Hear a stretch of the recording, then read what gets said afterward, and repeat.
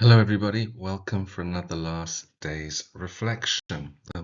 In Matthew 24, 4-14, we've seen the signs of the end of the age. Now we're going to look at the final signs of Jesus' coming in Matthew 24, 15-31. Jesus kicks off this section with the announcement of the abomination of desolation, that when we see that standing in the holy place, then the time of tribulation will begin. And we're told to go to the book of Daniel to discover more about this. Now, an abomination is something that is exceptionally wicked or vile or sacrilegious. To make desolate means to destroy, lay waste, or devastate it. So it's something sacrilegious that will cause great destruction and devastation. We're going to discover more about it in the book of Daniel, and it stands in the holy place. It's not an event, it is something that is installed, as we'll see in later verses, something that is set up that people can see in the holy place or at the temple. In Daniel 9:27, we see the first mention of the abomination of desolation, and the verse starts off with the information that there will be a covenant, a 7-year covenant set up by the ruler who will come, mentioned in Daniel 9:26, the Antichrist. He's going to set up a covenant for 7 years with many. And so we understand that the Antichrist will come in with peace. He shall come in peaceably, it says in Daniel 8. With a 7-year covenant. In 1 Thessalonians 5, Paul warns us that when they say peace and safety, then will come sudden destruction. And therefore we understand that the first 3.5 years of this 7-year period may be relatively peaceful. And then, after 3.5 years, this event will happen. He'll put an end to the religious sacrifices, and at the temple he will set up an abomination that causes desolation. Once again, something that is installed, that everybody can see at the temple.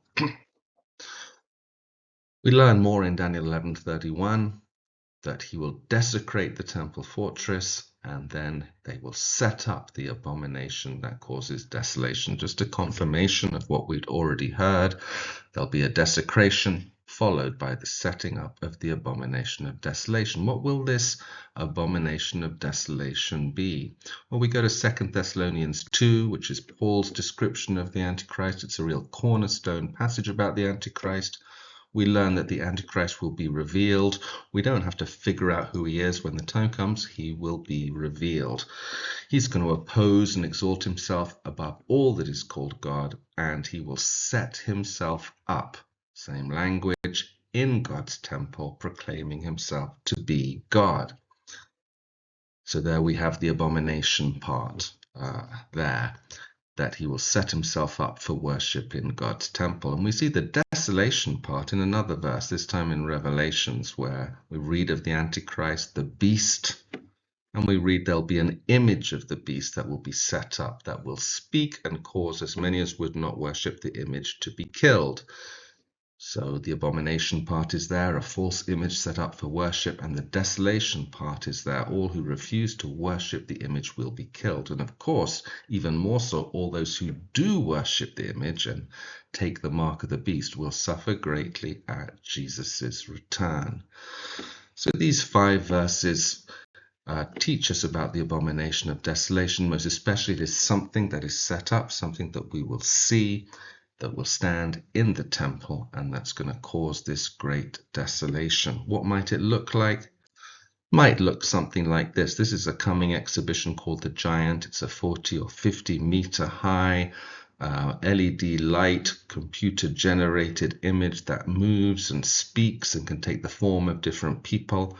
And maybe the abomination of desolation will look something like this. The Antichrist is given a mouth speaking great things and blasphemies, and through his image he will spread his message to the entire world.